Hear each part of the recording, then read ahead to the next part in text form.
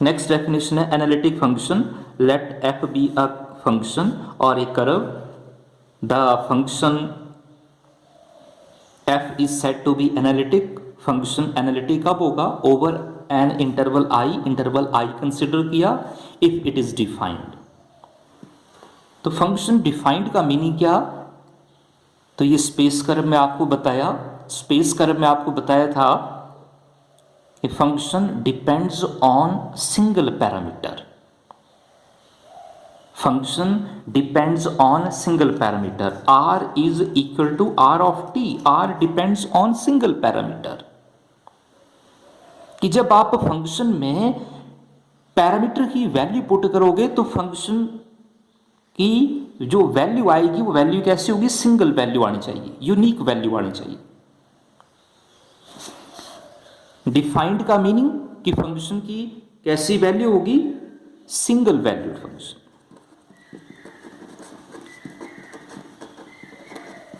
And having continuous derivative, and having continuous derivative of all order, सारे derivative continuous over the same interval, over the same interval.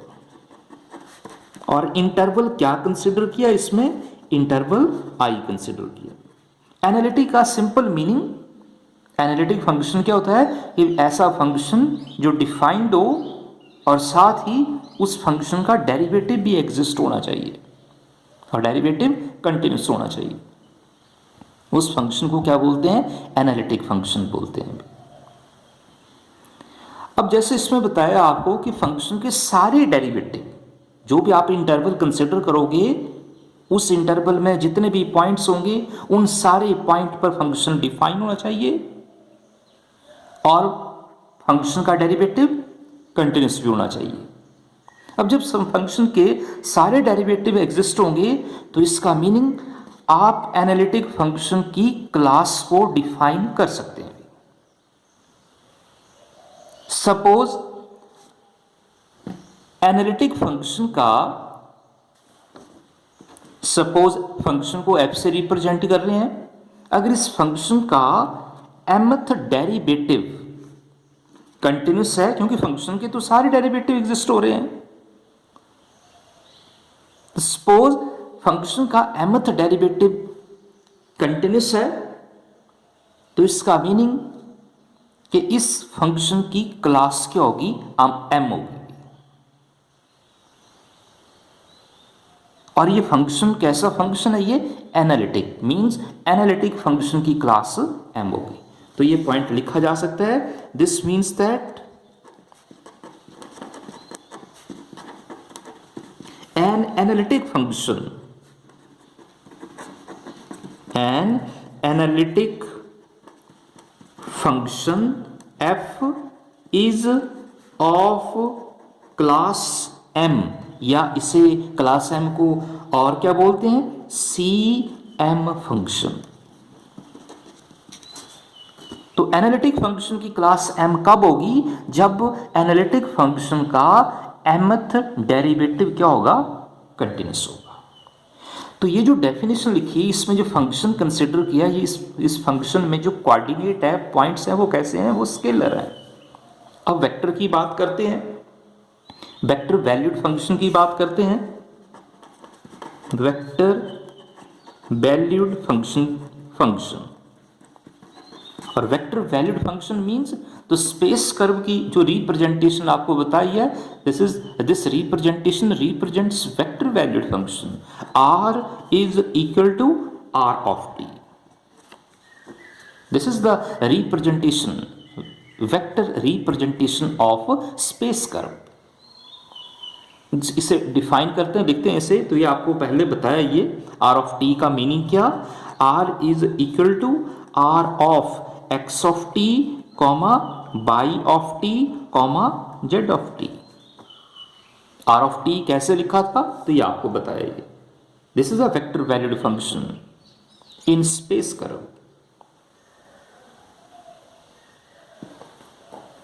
If this function, अब यहां पर function की representation ये भी बताया आपको, this r represents a function and this r depends on a single parameter t. तो ये आपको पहले बताया ये कि दिस फंक्शन इज डिफाइंड। अगर आप कोई इंटरवल कंसिडर करोगे, उस इंटरवल में से एक्स बाई जेड की आप वैल्यू, तो एक्स बाई जेड की वैल्यू इन टर्म्स ऑफ क्या होनी चाहिए, पैरामीट्रिक फॉर्म में होनी चाहिए, पैरामीटर फॉर्म में। जैसे यहाँ पैरामीटर क्या, टी, तो एक्स बाई जेड की वैल्यू जो वो टी में होनी चाहिए। ऐसा नहीं है कि x की वैल्यू t में और y की वैल्यू किसी अनदर वेरिएबल में और z की वैल्यू किसी अनदर वेरिएबल में, then this function is not defined. तो ये फंक्शन डिफाइन तभी होगा जब इस फंक्शन में फर्स्ट कंडीशन क्या, कि x y z Cartesian coordinate की वैल्यू जो वो इन टर्म्स ऑफ पैरामीटर होनी चाहिए, और पैरामीटर मींस सेम वेरिएबल। और जब आप इस फंक्शन में एक्स बाई जेड की वैल्यू पुट करोगे तो इस फंक्शन की कैसी वैल्यू आनी चाहिए, सिंगल वैल्यू आनी चाहिए, single value, and that single value is also called unique value. And when a given function gives unique value at a given point, this means that the same function is defined. और जब function defined है तो इसका meaning कि उस function का derivative find किया जा सकता है।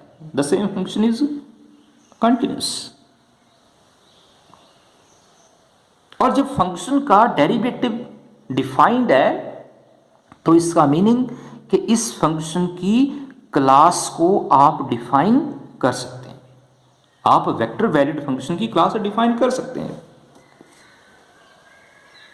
तो जनरल फॉर्म में फंक्शन की क्लास क्या कंसिडर कर रहे हैं हम लोग, m कंसिडर कर रहे हैं। तो इस फंक्शन की क्लास m या cm फंक्शन कब होगा ये, when mth derivative of this given function r is continuous. This is important. तो सबसे पहले आपको फंक्शन की क्लास पता होनी चाहिए कि फंक्शन ऑफ क्लास का अर्थ क्या, मीनिंग क्या है। अगर आपको मीनिंग पता तो आप फंक्शन की क्लास डिफाइन कर सकते हैं। तो लिखते हैं इस डेफिनेशन को, a vector valued function r is defined over an interval, interval को i से डिनोट किया, और m कोई पॉजिटिव इंटीजर है, ये आपको पहले बताया, and small m is a positive integer. Then a function is of class m। तो इस फंक्शन की, वेक्टर वैल्यूड फंक्शन की क्लास m कब होगी, if r has a continuous derivative, if r has a continuous derivative of mth order, if r has a continuous derivative of mth order exist over the same interval, और interval क्या consider किया, i, over an interval. तो इस तरह आप analytic function, सबसे पहले आपको फंक्शन ऑफ क्लास का पता होना चाहिए। अगर फंक्शन ऑफ क्लास का पता तो आप एनालिटिक फंक्शन की भी क्लास डिफाइन कर सकते हैं।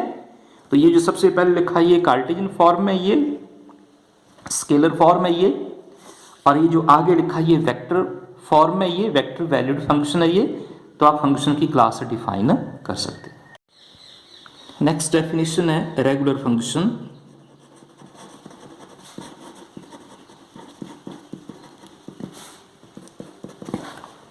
सबसे पहले फंक्शन कंसिडर करते हैं,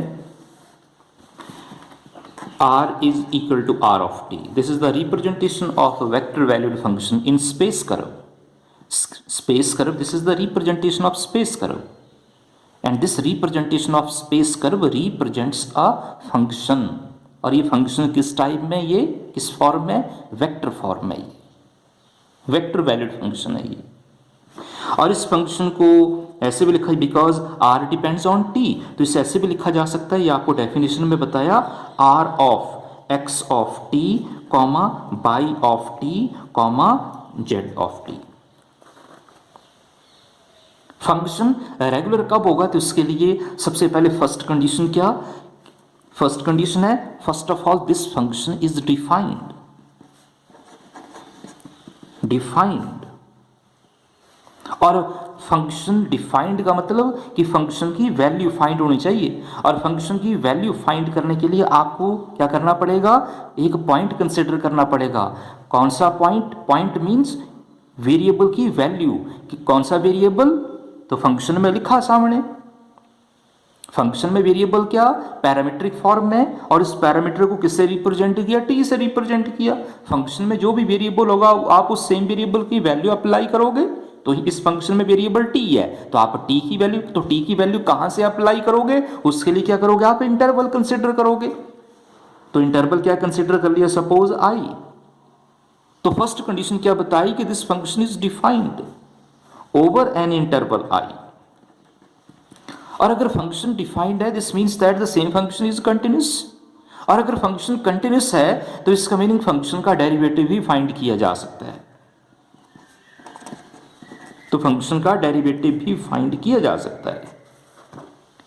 अगर इस फंक्शन का डेरिवेटिव फाइंड करना हो तो कैसे फाइंड करोगे, तो यहां से पता लग रहा है, क्या पता लग रहा है यहां से कि फंक्शन जो वो फंक्शन आर जो वो टी के ऊपर डिपेंड है, r depends on t, r t के ऊपर डिपेंड है, तो इसका मतलब आप आर का derivative with respect to t find करेंगे, तो ये लिखा d r derivative with respect to T of r exist, derivative exist होना चाहिए, डेरिवेटिव फाइंड किया जा सकता है अभी।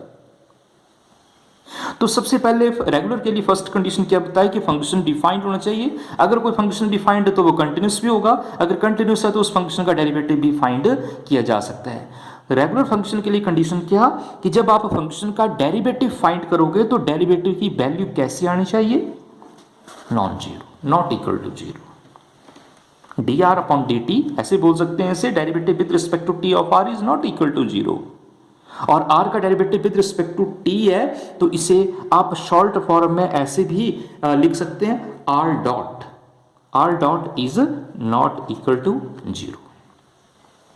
This is the definition of regular function.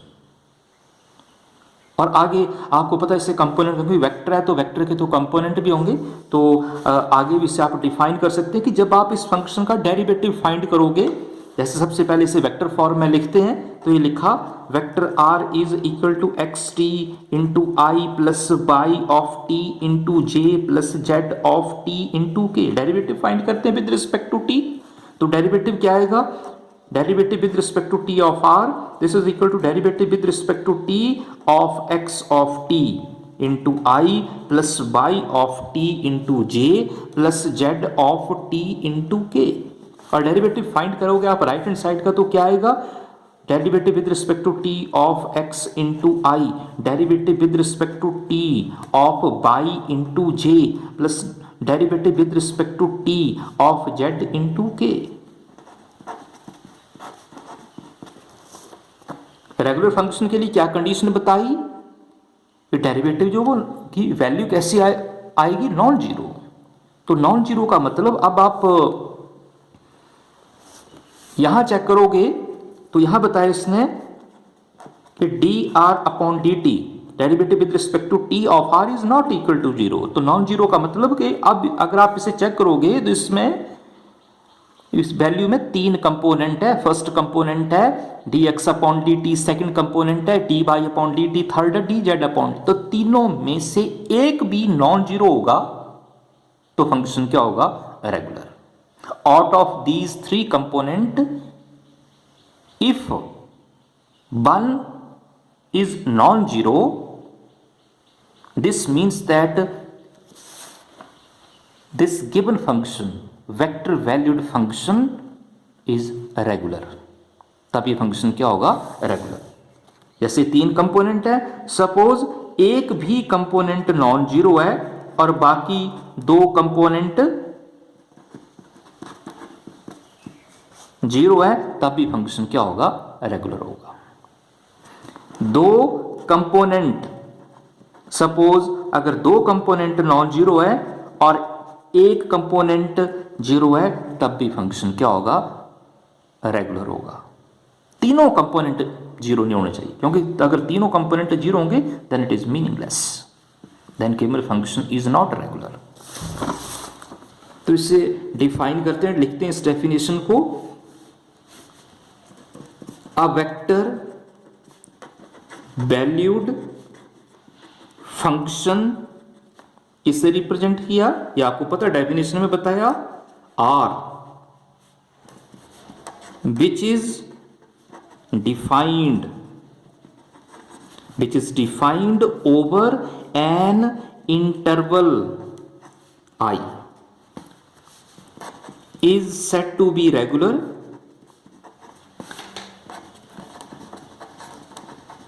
if derivative with respect to t of r, या इस शॉर्ट फॉर्म में क्या बताया, जब आप डेरिवेटिव फाइंड करोगे विद रिस्पेक्ट टू टी तो डॉट अप्लाई करना। नेवर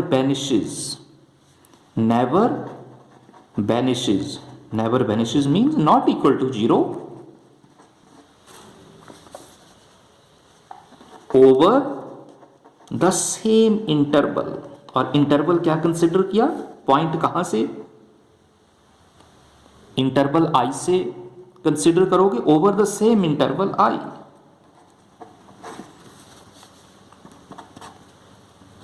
और कंपोनेंट फॉर्म में तो आगे आपको बताया, तो ये लिखा है, ये कंपोनेंट फॉर्म, ये वेक्टर लिखा है, ये आगे डेरिवेटिव फाइंड किया कंपोनेंट फॉर्म में, तो ये आपको मीनिंग बता दिया। तो यहां मैं लिख रहा हूं ये कि when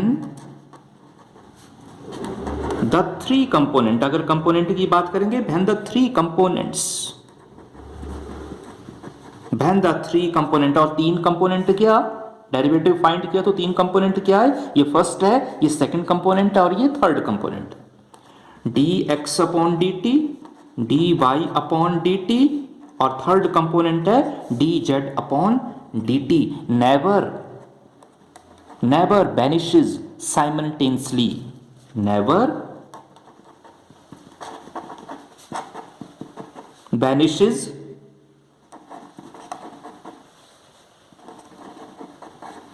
simultaneously over the same interval, over the same interval This is the definition of a regular function. तो फंक्शन रेगुलर कब होगा, जब फंक्शन का डेरिवेटिव जीरो के बराबर नहीं होगा। और कंपोनेंट फॉर्म में कैसे बताया आपको कि तीन कंपोनेंट है वेक्टर के, तो तीन में से एक भी नॉन जीरो होगा तब भी फंक्शन क्या होगा, रेगुलर होगा।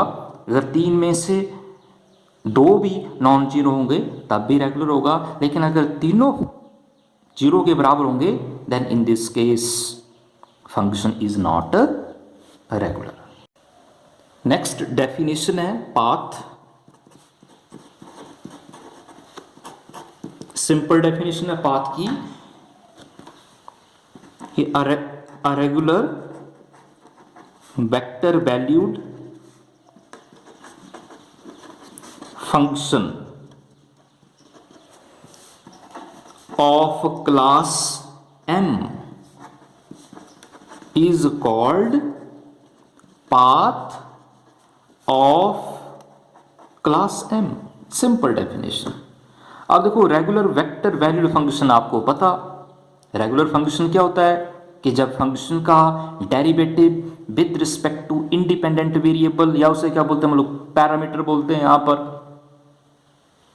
कैसा होगा, नॉन जीरो होगा। और आगे क्या बताया, क्लास M, तो फंक्शन की क्लास M कब होगी, जब फंक्शन का mth डेरिवेटिव क्या होगा, कंटिन्यूस होगा। When these two combine, then these two form a path of class M। तो ये डेफिनेशन कंप्लीट है, नेक्स्ट लेक्चर में स्टार्ट करेंगे।